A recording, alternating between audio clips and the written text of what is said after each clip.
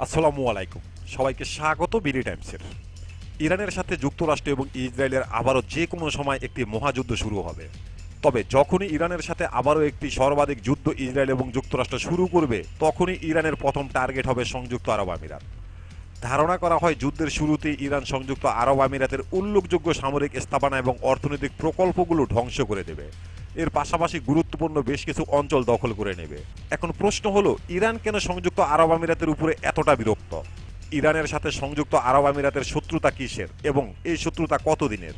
আর যুক্তরাষ্ট্রের সাথে ইরানের যুদ্ধবিরতি চুক্তি কতদিন থাকবে? এরপর যুদ্ধটা কিভাবে শুরু হতে পারে? এই বিষয়গুলো নিয়ে পার্ট বাই পার্ট আলোচনা করব আজকের এই ভিডিওতে। আশা করি ভিডিওটি শেষ পর্যন্ত দেখবেন।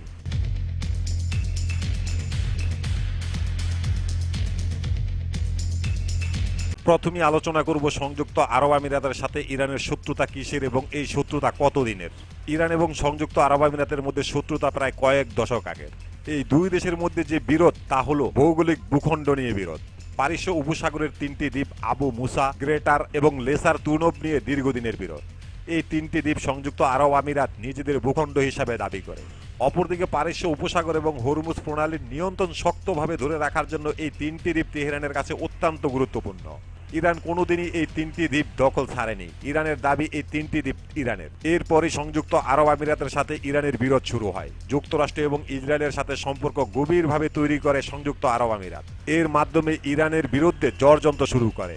সংযুক্ত আরব আমিরাত ইসরায়েলের সঙ্গে 2020 সালের শান্তি চুক্তি এবং ক্রমবর্ধমান সামরিক সহযোগিতা ইরানের সাথে সম্পর্কের অবনতি আরও বেশি হয়।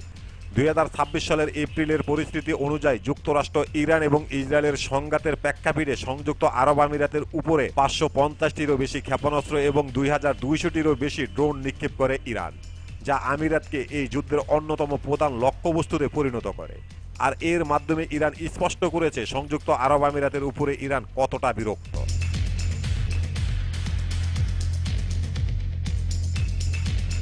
ইরান সংযুক্ত আরব আমিরাতকে বেশ কয়েকবার সুযোগ দিয়েছে, বেশ কয়েকবার হুঁশিয়ারও করেছে, কিন্তু আরব আমিরাত ইরানের সুযোগ কিংবা হুঁশিয়ারি কোনোটাই আমলে নেয়নি।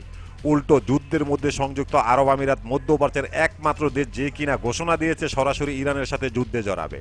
শুধু তাই নয়, ইরান বারবার হুঁশিয়ারি দিয়েছে যেন মুসলিম বিশ্বের সঙ্গে গাদ্দারি করে ইসরায়েল এবং যুক্তরাষ্ট্রের সাথে বন্ধুত্ব না করে যুক্তরাষ্ট্রকে ঘাঁটি না দেয়। সেখানে সংযুক্ত আরব আমিরাত ঘোষণা দিয়েছে যুক্তরাষ্ট্র এবং ইসরায়েলের সাথে তারা তাদের সম্পর্ক আগের থেকে অনেক বেশি গভীর করবে।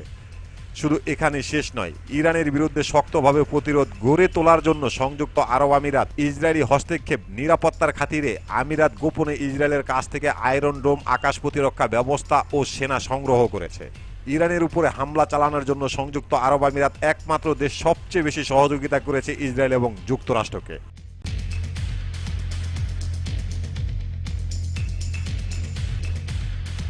এবার আলোচনা করব ইরান যুক্তরাষ্ট্রের মধ্যে কি শান্তি চুক্তি হবে নাকি যুদ্ধ আসন্ন। ইরান এবং যুক্তরাষ্ট্রের মধ্যে শান্তি চুক্তি হওয়ার সম্ভাবনা খুবই কম।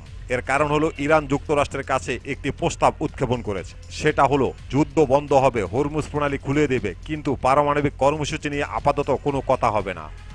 ইরানের এই প্রস্তাবে ওয়াশিংটন রাজি হতে পারবে না, কারণ ইরানের সাথে যে যুদ্ধ ইসরায়েল এবং যুক্তরাষ্ট্র শুরু করেছে, সেখানে তাদের দাবি ছিল ইরানকে পারমাণবিক বোমা বানানো থেকে বিরত রাখার জন্য এই যুদ্ধ। আর বর্তমানে শান্তি চুক্তিতে যদি সেই পারমাণবিক কর্মসূচি না থাকে, তাহলে তো ইসরায়েল এবং যুক্তরাষ্ট্র ইরানের কাছে পুরোপুরি পরাজয় মেনে নিতে হয়েছে। ট্রাম্প আগেই স্পষ্ট করে দিয়েছে ইরানকে কোনোভাবেই পারমাণবিক অস্ত্র তৈরি করতে দেওয়া হবে না। অপরদিকে ইরানও তাদের অবস্থানে অনড় রয়েছে। তারা পারমাণবিক কর্মসূচি ত্যাগ করবে না, এমনকি কারো কাছে হস্তান্তরও করবে না। তাই ধারণা করা যায় যুদ্ধবিরতি চুক্তি হওয়ার সম্ভাবনা খুবই কম।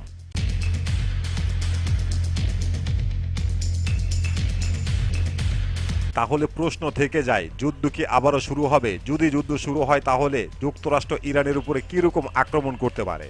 যুদ্ধে ইরানের সাথে যুক্তরাষ্ট্র সুবিধাজনক অবস্থানে নেই। গোটা বিশ্ব দেখেছে ইরান সামরিক শক্তিতে কতটা ভয়ঙ্কর। ইরান পুরো পৃথিবীকে দেখাতে পেরেছে তারা কতটা শক্তিশালী। তাই যুক্তরাষ্ট্রের এবারে টার্গেট হবে ইরানের জ্বালানি প্রকল্প এবং বিদ্যুৎ কেন্দ্রগুলোর উপরে হামলা করা। আর বারবার এমনটাই ঘোষণা দিয়েছে ওয়াশিংটনের পক্ষ থেকে।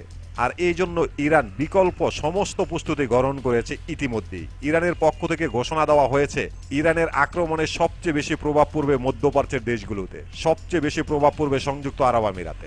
মধ্যপ্রাচ্যের উপসাগরীয় মার্কিন মিত্র দেশগুলোকে একের বদলে 4 হামলার কঠোর হুঁশিয়ারি দিয়ে রেখেছে তেহরান। তেহরানের পক্ষ থেকে বলা হয়েছে, যুক্তরাষ্ট্র যদি একটি হামলা করে 4 গুণ হয়ে ফিরবে সেই জবাব।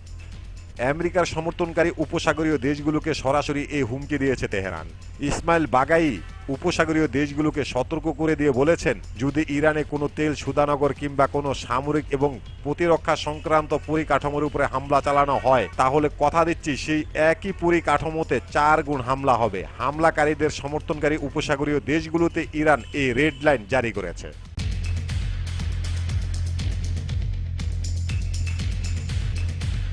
ধারণা করা হয়, ইরানের সাথে যদি এবারের যুদ্ধ শুরু হয় তাহলে সেই যুদ্ধের সবচেয়ে বড় প্রভাব পড়বে সংযুক্ত আরব আমিরাতে। আন্তর্জাতিক বিশ্লেষকরা ধারণা করছে, আবার যদি যুদ্ধ শুরু হয় তাহলে ইরানের হামলায় সংযুক্ত আরব আমিরাত চুরমার হয়ে যাবে।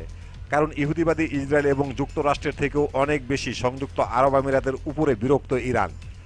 সংযুক্ত আরব আমিরাতের অর্থনৈতিক আসবা কাঠামো, তেল সুদানগর, এমনকি জ্বালানি আসবা কাঠামো সবকিছু ধ্বংস করে ফেলবে তেহরান। পাশাপাশি সংযুক্ত আরব আমিরাতের উল্লেখযোগ্য কিছু গুরুত্বপূর্ণ উপকূলীয় স্থান ইরান দখল করে নিতে পারে। ইরান মনে করে বর্তমানে সংযুক্ত আরব আমিরাতের শাসক গোষ্ঠী ইরানের শত্রু, শুধু তাই নয়, মুসলিম বিশ্বের শত্রু। আর এই কারণে তেহরানের এবারের টার্গেট সংযুক্ত আরব আমিরাতকে চুরমার করে দেওয়া, সংযুক্ত আরব আমিরাতের শাসন ব্যবস্থা পরিবর্তন করে ফেলা। এর মাধ্যমে মধ্যপ্রাচ্যের আরো বেশ কয়েকটি দেশকে বার্তা দেওয়া যে তোমরা তোমাদের জায়গায় ফিরে যাও, না হলে ধ্বংস হয়ে যাবে।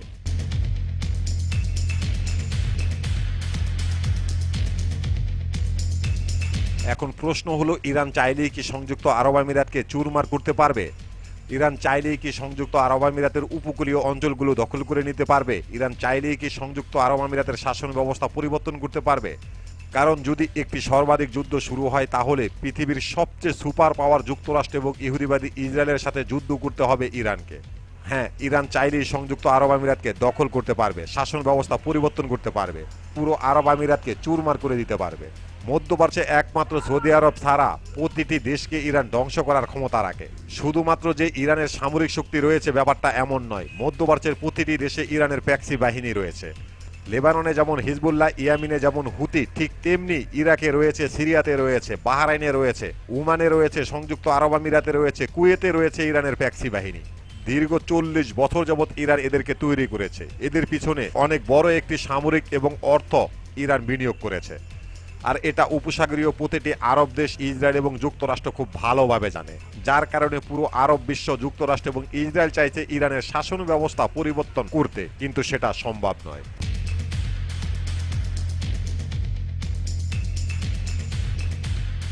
একের পর এক ইরানের সামরিক কমান্ডার, অসংখ্য পরিমাণ বিজ্ঞানী, এমনকি ইরানের সর্বোচ্চ লেভেলের নেতাদের পর্যন্ত হত্যা করা হয়েছে।